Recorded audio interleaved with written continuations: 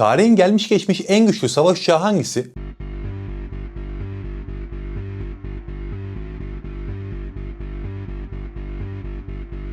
Dünyanın herhangi bir yerinde birine mikrofon uzatsak ve bu soruyu sorsak alacağımız cevap elbette F-22 olacaktır. Muhtemelen az önce bu soruyu sorduğumda da içinizden genel olarak F-22 geçmiştir. Peki bunu neye göre söylüyoruz? Yani gerçekten böyle bir şey var mı? Mesela hangi savaşta F-22'nin hangi operasyonundan etkilendik? Şöyle bir düşünün. Sizi etkileyen F-22 operasyonu hangisiydi? Muhtemelen aklınıza hiçbir şey gelmeyecek Çünküsünü bu videoda konuşuyoruz. Bugün hem F-22'ye dair her şeyi konuşacağız hem de çok önemli bir soruyu cevaplayacağız. Gerçekten tarihin en güçlü savaş uçağı mı yoksa propaganda ile şişirilmiş büyük bir balondan mı ibaret? Hadi hızlıca başlayalım.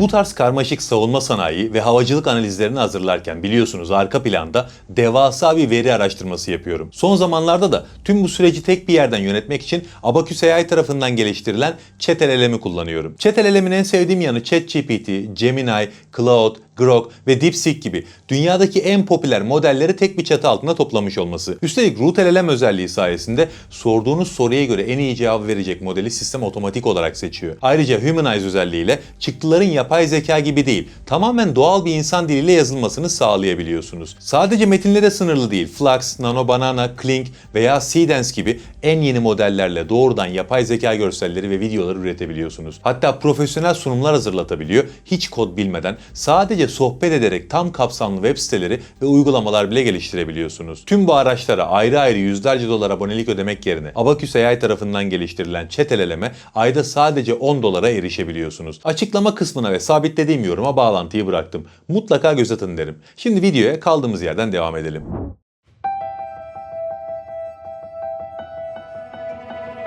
1970'lerin sonu ve 1980'lerin başlarında Soğuk Savaş hava üstünlüğü mücadelesine evrilmişti. ABD F-15 ve F-16 savaş uçaklarıyla hava üstünlüğünü elinde tutuyordu. Yani Sovyetlere karşı baskın denebilecek derecede üstünlerdi. Ama Sovyetler Birliği de bu konuda harekete geçmişti ve yeni nesil platformlar geliştirmeye başladılar. ABD keşif uyduları ve istihbarat kaynakları iki savaş uçağı prototipinin varlığını tespit ettiler ve izlemeye başladılar. Bunlara Ramke ve Ramle isimlerini vermişlerdi. Daha sonra bu uçaklar Sovyet Hava Kuvvetleri'nin en güçlü önleme ve hava hakimiyet uçakları olarak hizmete girdiler. Ve bu uçakları hepiniz biliyorsunuz. Su-27 ve MiG-29. Hem Su-27 hem de MiG-29 ABD'nin 4. nesil savaş uçaklarının teknolojik üstünlüğünü doğrudan tehdit edebilen uçaklardı. Çünkü manevra kabiliyetleri çok yüksekti. Kaska entegre nişangahları, kızılötesi arama takip sistemleri vardı. Gövde tasarımlarından hedefleme yeteneklerine kadar. Hepsi Batı bloğunun o güne kadar karşılaşmadığı seviyede yeteneklerdi. Bunların yanında bir de Sovyetler Birliği envanterine Beriev A-50 erken ihbar ve kontrol uçakları girdi. Erken ihbar uçakları hava savaşında dengeleri değiştiren faktördür. Bu da yetmedi. S-300 hava savunma sistemleri sahaya sürüldü. O zamanlar S-300 çok modern bir teknolojiydi. Sovyet sistemleri gelişince de elbette NATO uçakları artık rahat hareket edemez oldular. ABD bu tehdit karşısında öncelikle F-15 uçaklarını kademeli olarak modernize etme planını devreye soktu. Ama bunun yetmeyeceğinin farkındaydı. O yüzden gökyüzünde ezici bir üstünlük sağlayacak tamamen yeni bir platform için kolları sıvadılar. Advanced Tactical Fighter yani ATF programını başlattılar. Program 1981'de yayınlanan bilgi istek formuyla başladı. O süreçte ABD Hava Kuvvetleri'nin neler istediğinin belirlenmesi için çalışmalar yapıldı. Sistem Program Ofisi falan kuruldu. Yaklaşık 5 yılda ön çalışmalar yapıldı ve 1986'da program resmi onayını aldı. ABD Hava Kuvvetleri'nin 4 temel operasyonel isteği vardı. Birincisi düşük izlenebilirlik. Düşmanın erken ihbar radarları, hava savunma ağları ya da avcı radarları tarafından tespit edilemeyecek kadar düşük radar kesit alanına sahip bir uçak olmasını istediler. İkincisi süper seyir kabiliyeti. Art yakıcı kullanmadan sürekli süpersonik hızlarda seyir yapabilecek yani yakıt verimliliği olan ve yüksek menzilli bir savaş uçağı istediler. Üçüncüsü aşırı manevra kabiliyeti. Hem süpersonik hem de subsonik hızlarda çok sert manevralar yapabilen bir savaş uçağı talep edildi. Dördüncüsü de sensör füzyonu. Karmaşık verileri işleyip pilot için sadeleştiren bir sistem mimarisi talep edildi. Tabii ki o günün şartlarında bunlar büyük isteklerdi ama tam 7 firma ve grup 1986'da tasarımlarını ABD Hava Kuvvetleri'ne sundu ve 2 grup yani 2 konsorsiyum finalist oldu. Birincisi Lockheed, Boeing, General Dynamics. İkincisi de Northrop ve McDonnell Douglas ortaklığı. Bu iki konsorsiyuma uçabilen prototipler inşa etmeleri için sözleşme verildi. Lockheed liderliğindeki grup YF-22A, Northrop liderliğindeki grup da YF-23A kodlu teknoloji gösterim uçaklarını üretti. YF-23'ün tasarım odağının merkezinde aşırı görünmezlik ve yüksek süpersonik verimlilik ilkeleri vardı. YF-22'nin tasarım felsefesi görünmezlik teknolojisiyle yakın hava muharebesi çevikliği arasında bir denge inşa etmişti. Diğerinden farklı olarak burada itki yönlendirme sistemi de vardı. Bu sayede düşük hızlarda ve yüksek manevralarda da uçak tam kontrol sağlayabiliyordu. 1990 yılının sonlarına doğru uçuş testleri başladı. YF-23 testlerde B-2 Spirit bombardıman uçağının iş seviyesine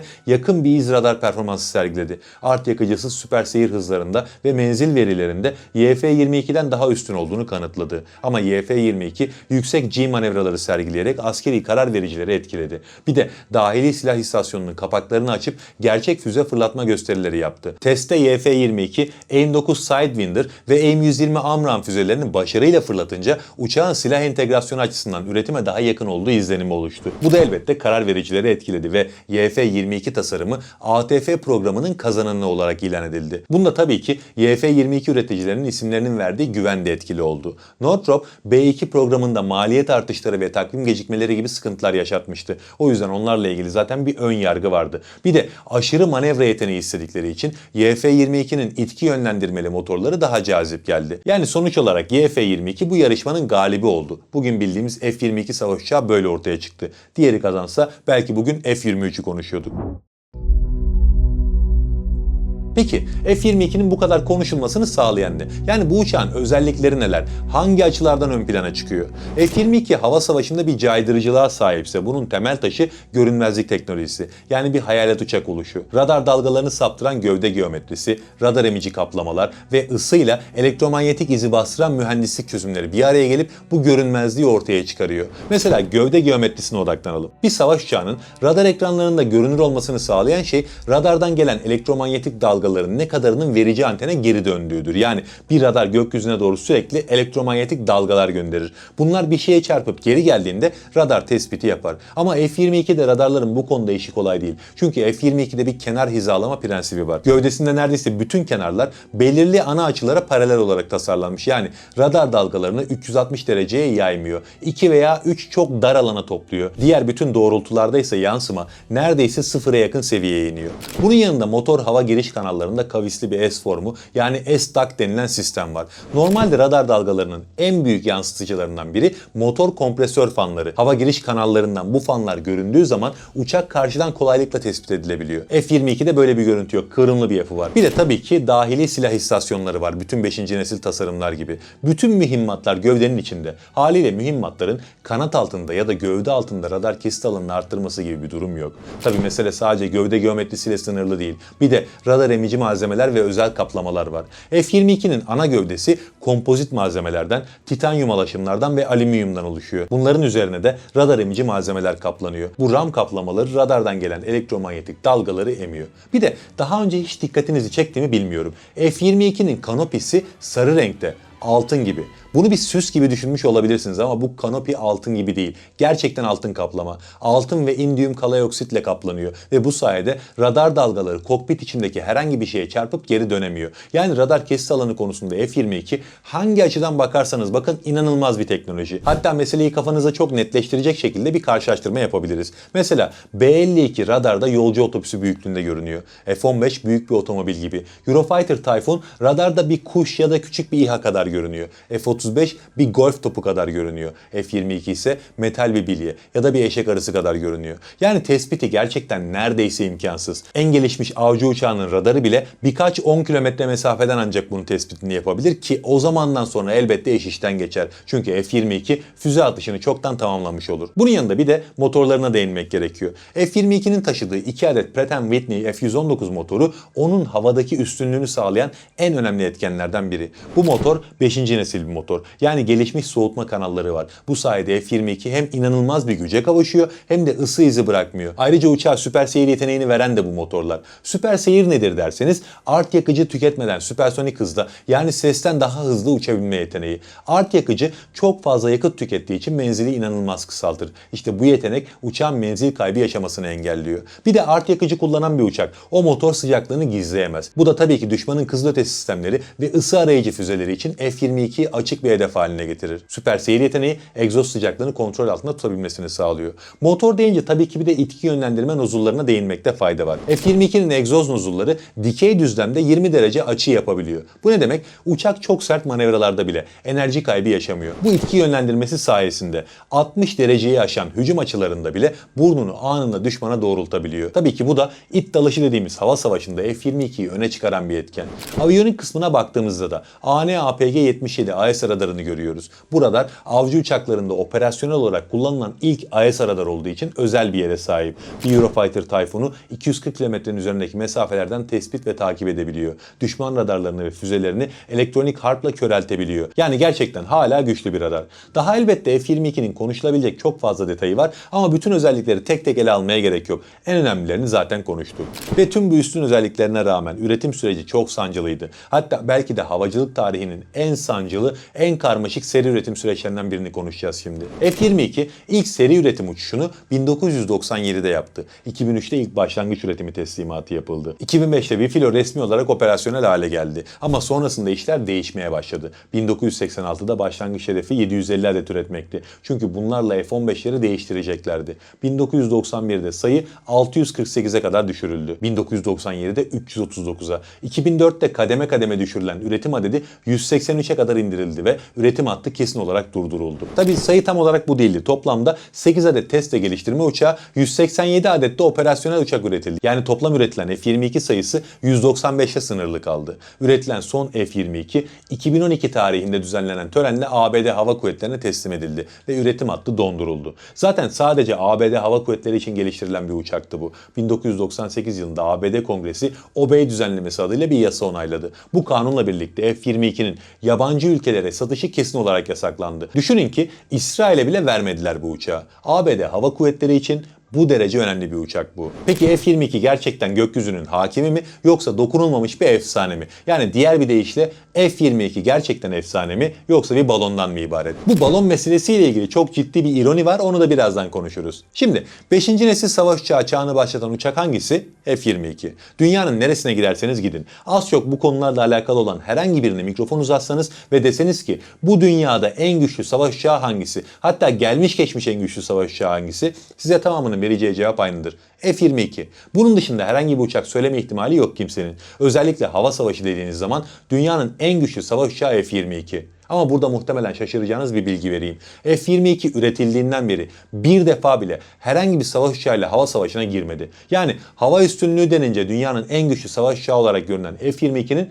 bir savaş tecrübesi yok. Sektördeki ifadeyle combat proven değil. Tabi bu tek başına bir zafiyet anlamına gelmiyor. Bunun sebepleri var. Şimdi konuşacağız. Ama ne olursa olsun insanları bir şüpheye düşürmüyor da diyemeyiz. Peki neden bugüne kadar F-22 gerçek hava muharebesinde sınırlı şekilde kullanıldı? Hatta hiç kullanılmadı. Bunun birden fazla sebebi var. Mesela F-22'nin ortaya çıkış amacı. F-22 neden ortaya çıktı? Sovyetler Birliği'nin en modern avcı uçakları olan Su-27 ve MiG-29 gibi platformlara karşı üstünlük sağlamak için. Aynı şekilde Sovyet hava sahasının derinliklerinde hava üstünlüğü kurmayı da amaçlıyordu. Ama uçak 2000'li yıllarda envantere girdiğinde artık Sovyetler diye bir şey yoktu. Ve ABD'nin askeri stratejisi Sovyetler odağından terörle mücadeleye kaymıştı. Biliyorsunuz o dönemler ABD'nin dünyada türlü bahanelerle ülkelere saldırdığı dönemlerdi. Tabii ki tesadüf bu ya. Saldırdığı bütün ülkeler Müslüman ülkelerdi.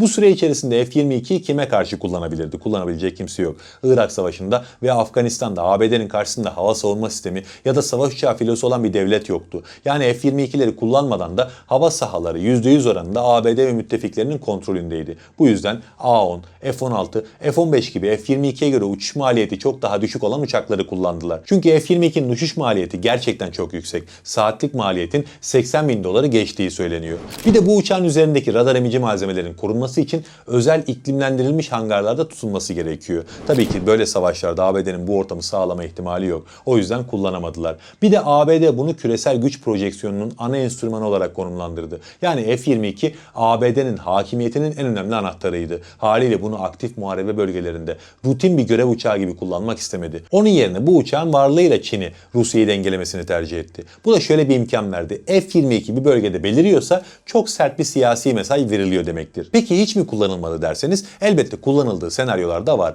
F-22'nin ilk gerçek savaş görevi 2014'te Suriye'de gerçekleşti. Yani envantere girdikten yaklaşık 9 yıl sonra. 2014'te Birleşik Arap Emirlikleri'ndeki hava üssünden havalanan F-22'ler Suriye'deki DAEŞ hedeflerini vurdu. Hassas güdümlü bombalarla Rakka'da bulunan bir komuta ve kontrol merkezini imha ettiler. Burada Suriye'nin güçlü ve gelişmiş hava savunma sistemleri olduğu için F-22'nin görünmezlik avantajı kullanıldı filan diye açıklamalar yapıldı ama şöyle bir şey var ki bu görevde de esas rolüne yani hava üstünlüğü rolüne uygun bir operasyon gerçekleştirmedi. Bir kara saldırısı yaptı. Bir de sensör füzyonu ve gelişmiş radarla bu hava sahasında 4. nesil müttefik uçaklarını yöneten bir oyun kurucu gibiydi. Bu direkt bir operasyon senaryosu açısından ilkti. Ama bu bölgede daha önce de kullanıldığı bir örnek var. 2012'de İran'a ait 2 adet Su-25 savaş uçağı ABD'nin bir insansız hava aracına ateş açtı. Bundan sonra ABD Hava Kuvvetleri bölgedeki İHA devriyelerine F-22 koruması sağlamaya başladı. Hatta burada şöyle bir olay da anlatılır. Ne kadar doğrudur ne kadar yalandır bilemem.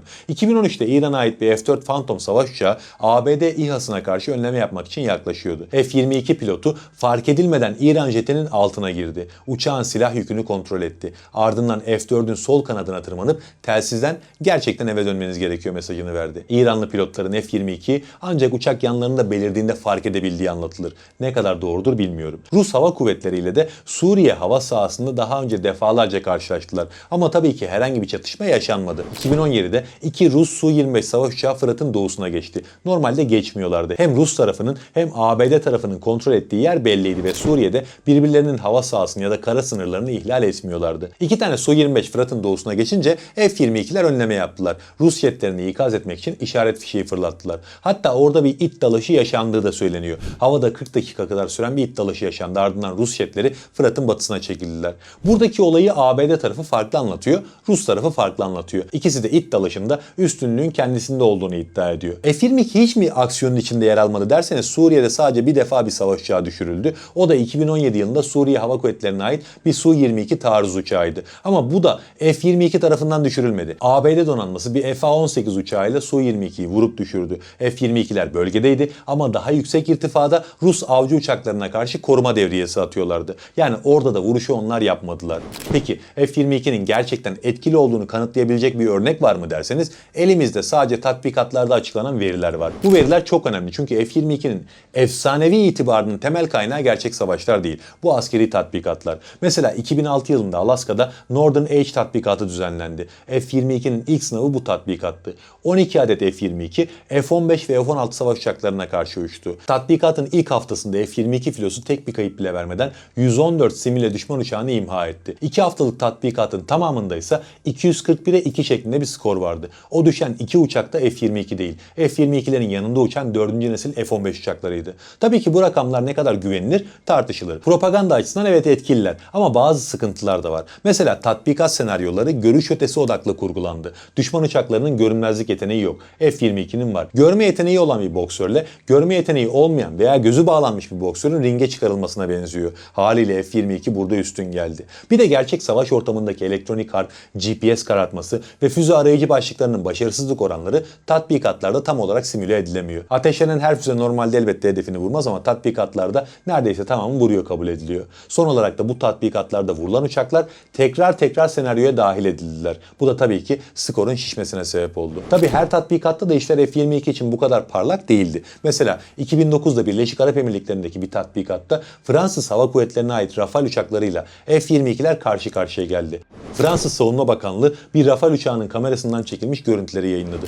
Görüntülerde pilotun it dalışında F-22'yi manevra ile önüne aldı ve 30 mm topla füze kilidi attığı görünüyor. Ayrıca 2012 yılında Alaska'da Red Flag tatbikatı yapıldı. Burada da Alman Eurofighter Typhoon uçakları F-22'lerle yakın it dalışı antrenmanı yaptı. Bu tatbikatta şu görüldü. Görüş ötesi mesafeden görüş içi mesafeye girildiğinde Alman uçağı F-22'ye karşı üstünlük kurabildi. Yine başka bir tatbikatta ABD donanmasına ait bir EA-18G Growler elektronik harp uçağı F-22'nin radarını ve veri bağlarını güçlü bir karıştırmayla etkisiz hale getirebildi. F-22'ye bir AIM-120 kilidi atmayı başardı. Hatta bu Growler uçağının kokpit gövdesinde F-22 Killmark logosu var. Yani F-22'nin kendini gösterdiği en gerçekçi senaryo tatbikatlar. Orada da işler ABD tarafı için pek parlak gitmemiş gibi görünüyor. Peki F-22 hiçbir hava hedefini vurmadı mı bugüne kadar derseniz çok ironik bir örnek var. F-22 18 yıllık operasyonel hizmet süresi boyunca ilk resmi hava düşürme başarısını 2023 yılında yaşadı. Ama bir savaş uçağına karşı değil, bir yüksek irtifa Çin istihbarat balonuna karşı elde etti.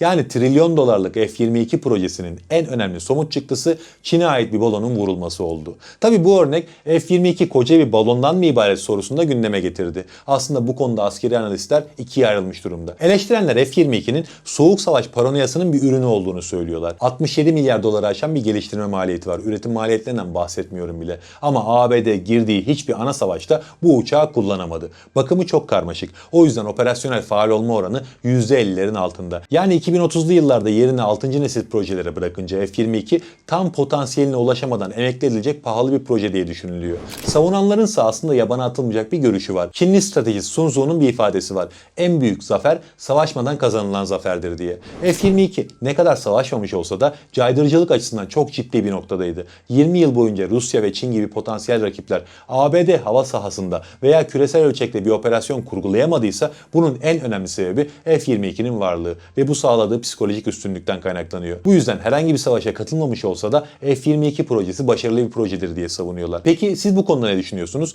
Yorumlarda belirtmeyi unutmayın. Ama benim görüşümü sorarsanız ben iki tarafın da haklı olduğu görüşündeyim. F-22 müthiş özelliklere sahip bir uçak. Ama bu özelliklerden çok daha müthiş bir propaganda potansiyeliyle caydırıcılığını sağladığı da kesin. Yoksa bu kadar savaş tecrübesi olmayan bir uçağın 20 yıldır bu kadar konuşulması çok da mümkün değil. Allah'a emanet olun.